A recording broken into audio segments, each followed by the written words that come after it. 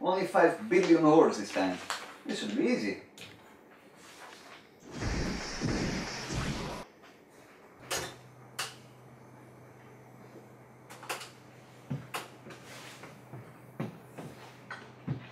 But no $6 million man reference? It's been a while. Alright. Let's do this. Hello and welcome to JRT. I'm your host Johnny and tonight we review Back to the Future the Game, Episode 1.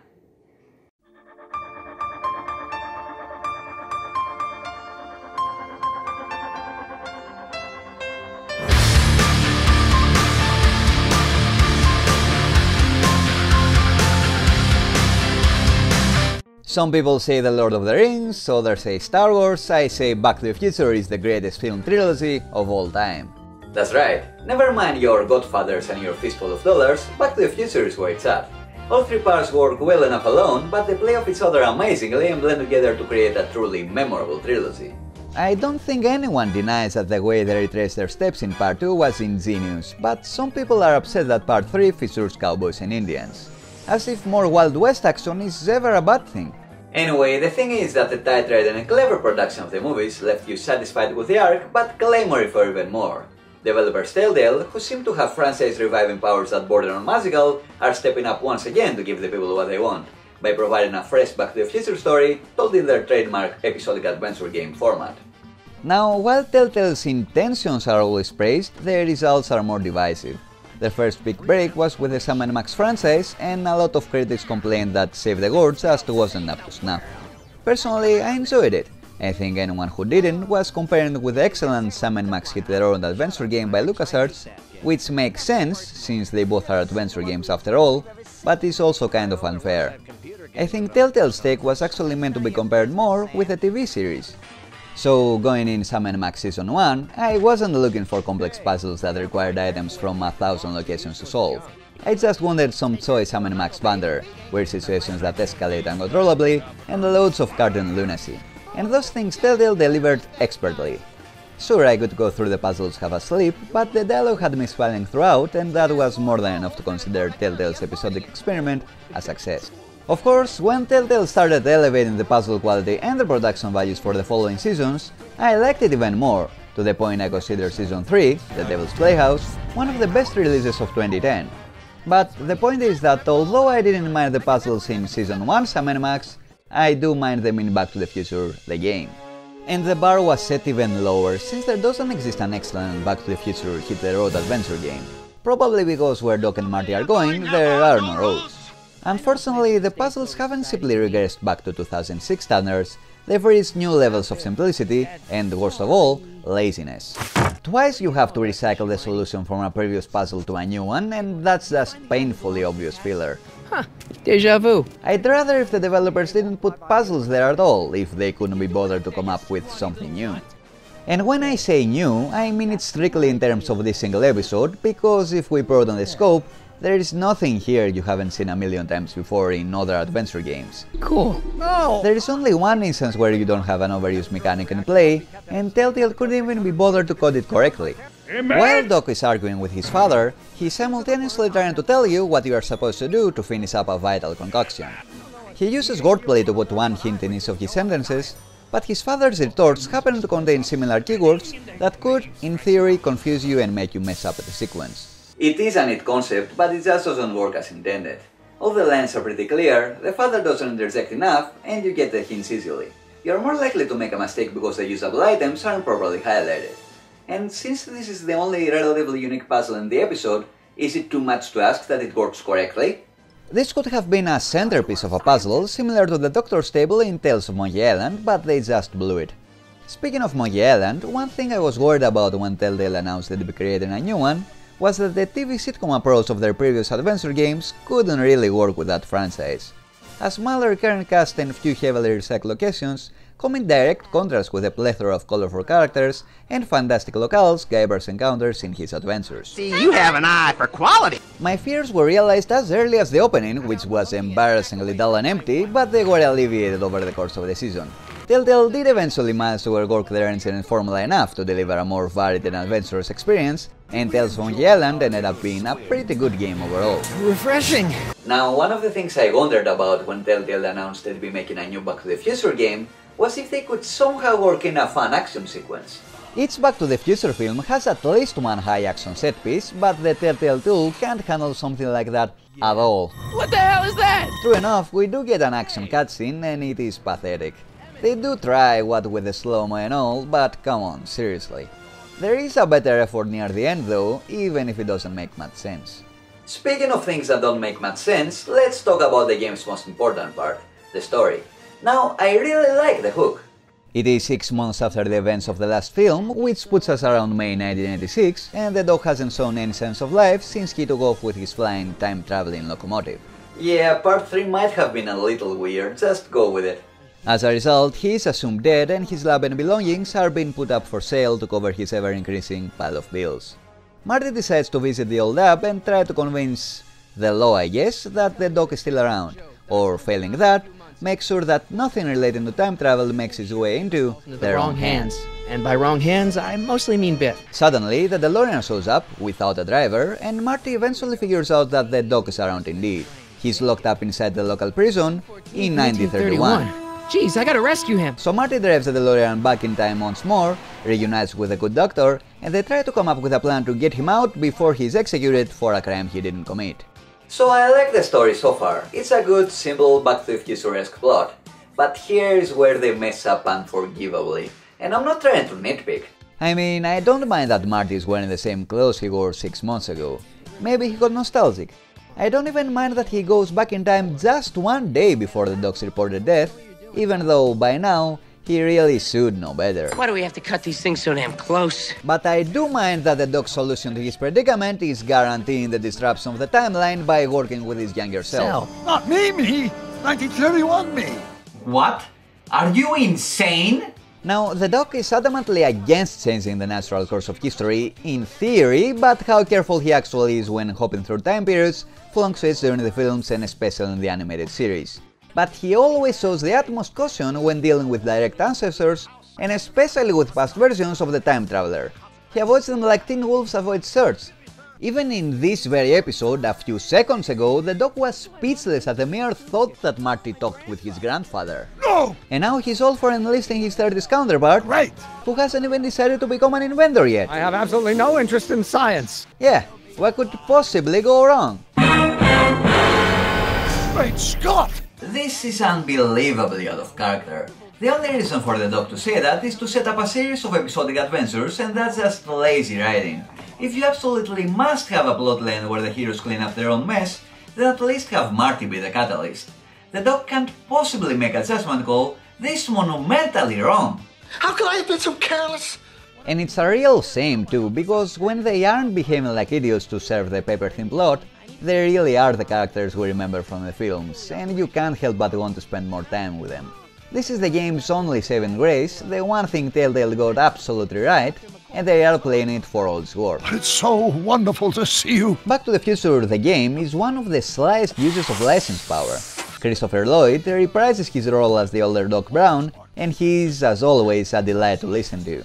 I only wish he had more lines. Of course! James Arnold Taylor, who is an excellent voice actor in general, does a decent impression for young Doc, but it just isn't as memorable as the real deal. Good grief! Is that me? This isn't the case for AJ Locascio, who does a great job filling in for Michael J. Fox. His real voice doesn't sound anything like Marty's, but his impression is spot on. I get to say, what the hell is a gigawatt? He truly has great talent, and there is honestly no difference when delivering the more high-pitched lines. With the two most important characters covered, Telltale did slack off casting the rest. Amusingly, we do get James Tolkien, but the rest of the original supporting cast are nowhere to be found. You're a slacker. It'd sure be nice to have the original George, and especially Lorraine, who did play a big part in all 3 films after all, but the biggest blow definitely is not having the original Tannins. With Tom Wilson often doing voice work for video games, I don't quite get how they managed not to sign him up. It's none of your business. The current Beef sounds very different, and he also acts quite differently too. I was always under the impression that with George growing up and becoming the alpha male in this relationship, Beef stopped being a bully and ended up as a mostly harmless manservant. But again, I don't really mind that he's being an obnoxious oaf again for unexplained reasons. I guess you need to have an asshole Tannen as the antagonist in every timeline, even if it doesn't make much sense. Much like you need to have Doc and Marty working together to get Back to the Future. Why was the Doc traveling alone in the first place? Where are his wife and kids? It doesn't really matter. Most of all, you need to have the DeLorean to have Back to the Future. When was the last time we saw it again? Oh, right. And now it's no longer in 1,000 pieces? Cool! They actually tried to explain this one, but I'd rather they didn't than let us assume that Doc built a new one out of nostalgia or whatever.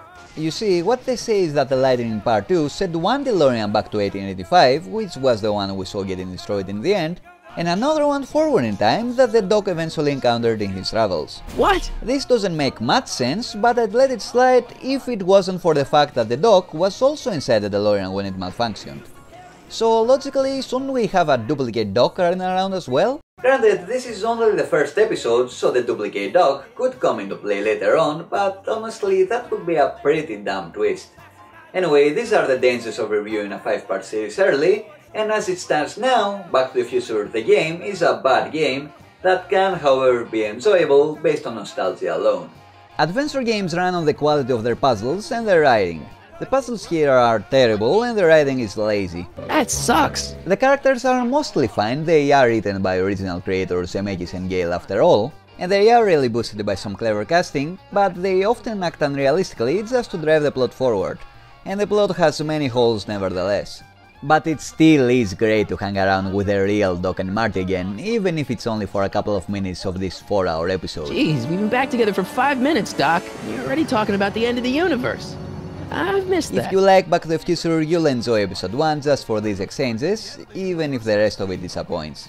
An educated guess for the rest of the series is that the puzzles will still suck. For better or for worse, history shows that when it comes to Telltale Games, puzzle quality remains consistent over the course of a single season. That's too bad. They don't have to improve that much to satisfy me though. And of course, Back to the Future does have some great puzzle potential. I do get behind the idea that time travel is always the problem and not the solution, but we can still have some neat 4-dimensional puzzles without abusing the DeLorean. Episode 2 will try, but my guess is that it will fail. You see, Telltale seems content to just throw nostalgia at us and expect us to buy it.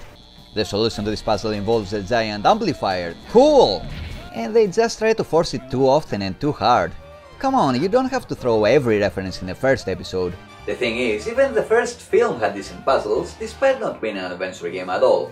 The main plot, you might recall, was getting Marty back to the future. So the Doc attaches a hook to the DeLorean's flux capacitor and a cable to the clock tower. Marty uses the newspaper to schedule their weather experiment and floors it to reach 88 miles per hour. Lightning glass clock tower with cable equals 1.21 gigawatts. 1.21 gigawatts plus modified DeLorean at full throttle equals some serious shit. I guess it's too much to ask for something like that, but at the very least, stop recycling puzzles, Telltale, you're killing me here! I do hold out some hope for the action pieces though. They can give some extra Back to the Future flavor if done correctly, and the final sequence in Tales of Monkey Island shows that Telltale can pull off some sort of action. They might figure out how to do it Back to the Future style before the season ends. Indeed, we do get a couple of interactive cutscenes in episode 2 that actually double as puzzles and are pretty okay. They work because they feel more in line with the franchise, even though, at their core, they're a little more than figuring out the correct conversation tree.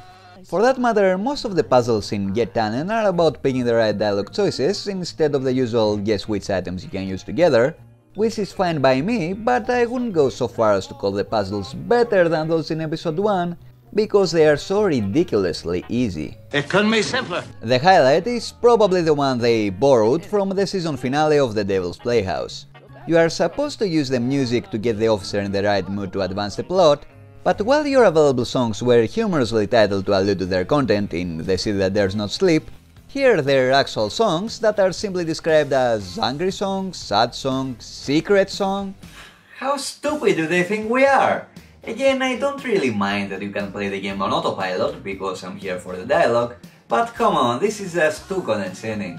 After all, why even bother making it an adventure game if the puzzles are going to be as challenging as clicking next while going through the archives of your favorite webcomic? As far as the story goes, it might get better. Now that everything's messed up, maybe our heroes will stop acting like morons just for the sake of the plot. So to recap, episode 1 is an objectively bad adventure game, but it's a tricky bastard and pushes some of the right buttons. It runs solely on nostalgia, so if you haven't seen or don't like Back to the Future, there is no way you should bother with this. It's simply unbearable without nostalgia to distract you. I mean, the navigation is kinda weird, the interface is slow, I can't believe you cannot combine inventory items again, but whoa, the mouse cursor is a flux capacitor, cool! Episode 2 is pretty much the same in that regard, only the references are now even more desperate since they've already used up most of the good ones. For example, you click the mic and Marty starts singing Johnny Be Good horribly. I'm not even sure if this qualifies as a joke, but even if it does, it will certainly fall flat for anyone who hasn't seen the films. For God's sake, Telltale, simply referencing the source material doesn't make you funny, nor will it magically make your game good. In fact, it's about as funny as a screen door in a battleship. Screen door in a submarine, you dork. And of course, as hard as Telltale tries to shove throwbacks in our faces, they will nevertheless completely ignore the canon whenever it's convenient. Like when they attempt to recreate the rooftop scene from part 2 and the DeLorean has to save Marty from being shot. What? The DeLorean can't take out a limo, come on! Let's land on him, we'll cripple his car. Marty, he's in a 46 Ford, we're in a DeLorean, he ripped through us like we were tinfoil. We've screwed up his... And we have already established they have no qualms making our heroes do dangerously idiotic stuff like forgetting Einstein and letting him live with young Doug for a couple of months. But their cheapest plot hole yet has to be in the setup for episode 3. Now, I'm not going to discuss it further since it is episode 2's cliffhanger and I don't want to spoil it, but the point is that although I was willing to give Telltale the benefit of the doubt, they are starting to look like they aren't even trying anymore. I mean, did Emmett magically appear out of thin air just to deliver his line? Hey! Can this cop really keep up with a DeLorean going 88 miles per hour? What was that? Young Duck invents the hover car in 1931? Seriously? How can you possibly not follow up that experiment and make billions? Because it's a completely out of control failure. How can you call this a failure? We didn't even have the jet engine yet. I don't know. The season as a whole has the potential to be mediocre, but I guess we can only find that out in the future. You mean the past? No, I actually mean the future. So if you are a Back to the Future fan and are able to turn off your brain for a while, you might enjoy the game. It is kind of sad though, because the films, while fun, also made you think. Anyway, thanks for watching the show, have a great night, this is Johnny, signing out.